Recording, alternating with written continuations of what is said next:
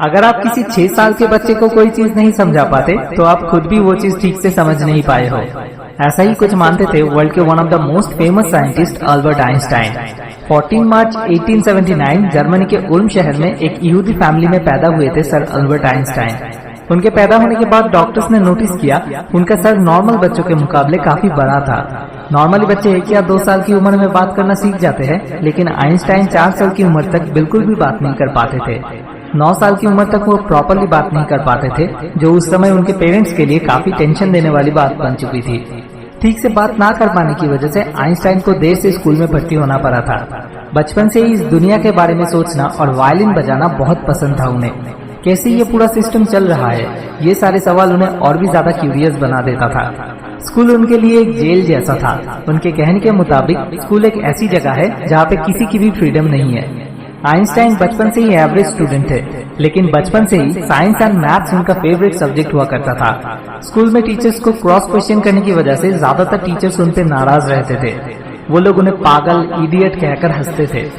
ये सब देख के आइंस्टाइन को भी एक टाइम के बाद लगने लगा था कि शायद सच में उनका इंटेलिजेंस सही से डेवलप नहीं हो पाया है। फिर एक दिन उन्होंने जब अपने एक प्रोफेसर से पूछा कि सर कैसे हम अपने इंटेलिजेंस को बढ़ा सकते हैं, तो उन्होंने उनसे कहा था हमारे हैबिट्स ही हमारे हर एक सक्सेस की की होते हैं। और उसी दिन से उन्होंने तय कर लिया था कि एक दिन वो अपनी सोचने की हैबिट से ही सक्सेस हासिल करेंगे। स्विट्जरलैंड में रहते वक्त एक कॉलेज एंट्रेंस एग्जाम में वो साइंस और मैथ्स के अलावा बाकी सारे सब्जेक्ट्स में फेल हो गए थे, लेकिन क्योंकि उन्हें साइंस और मैथ्स में हाईएस्ट मार्क्स मिला था, इसलिए कॉलेज कमेटी ने मिलकर उन्हें एडमिशन लेने की परमिशन देने का डिसीजन लिया था। फिर वो फिजिक्स और मैथ्स लेके पढ़ाई शुरू करते हैं और ज़ूरिक के स्विस पॉलिटेक्निक यूनिवर्सिटी से अपना ग्रेजुएशन कंप्लीट करते हैं। इसके बाद फिर वो डिफरेंट स्कूल में टीचर बनने के लिए अप्लाई करने लगे थे। टीचर बनने की काबिलियत होते हुए भी एक यहूदी होने के नाते उन्हें किसी भी स्कूल में टीचर बनने का मौका नहीं मिला। फिर एक ऑफिस क्लर्क बनने से उन्होंने अपने प्रोफेशनल लाइफ का शुरुआत किया था। जर्मनी में हिटलर रूलर बनने के बाद वो पूरे यूरोप में नाजी एंटीसेमेटिक आइडिया फैलाने लगे, जो कि था यहूदी के खिलाफ। सो एक यहूदी होने के नाते आइंस्टाइन को जर्मनी छोड़ने में मजबूर होना पड़ा था। अपने काम के बीच बीच में आइंस्टाइन कुछ बहुत ही डिफिकल्ट मैथ प्रॉब्लम सॉल्व करने लगे थे और साथ साथ फिजिक्स के कुछ थियोरी पे भी रिसर्च करने लगे थे, जिस रिसर्च में ना था उनके साथ कोई दूसरा रिसर्चर और ना ही था कोई लैबोरेटरी। सिर्फ था उनका अनबिलीवेबल इमेजिनेशन पावर और उनकी बर्निंग डिजायर। उनकी इसी इमेजिनेशन पावर को बेस करके इन्वेंट किया गया थ्योरी ऑफ रिलेटिविटी और E=mc² इक्वेशन के लिए आज भी पूरी दुनिया उन्हें एक नाम से पहचानते हैं। 1921 में फोटो इलेक्ट्रिक इफेक्ट डिस्कवर करने के लिए उन्हें फिजिक्स में नोबेल प्राइज मिला था।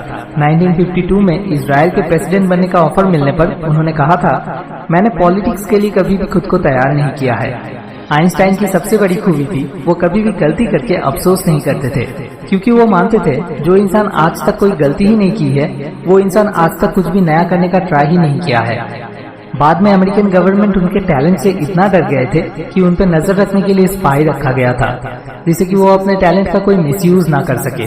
उन्होंने खुद तो मिसयूज नहीं किया था, लेकिन कुछ डिसऑनेस्ट पीपल उनका डिस्कवर किया हुआ इक्वेशन E=mc² को काम में लाते हुए न्यूक्लियर बॉम्ब बनाने में कामयाब बन गए थे, जिस वजह से हिरोशिमा नागासाकी में लाखों लोगों की जानें चली गई थी।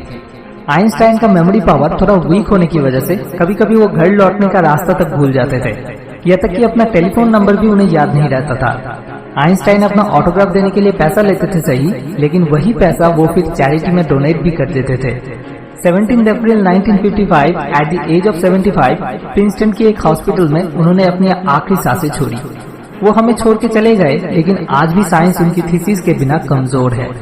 वो हमेशा मानते थे कि उनके अंदर कोई स्पेशल टैलेंट नहीं है, बस उनकी क्यूरियोसिटी दूसरों से काफी ज्यादा है और यही उन्हें बाकी सारे लोगों से अलग करता है।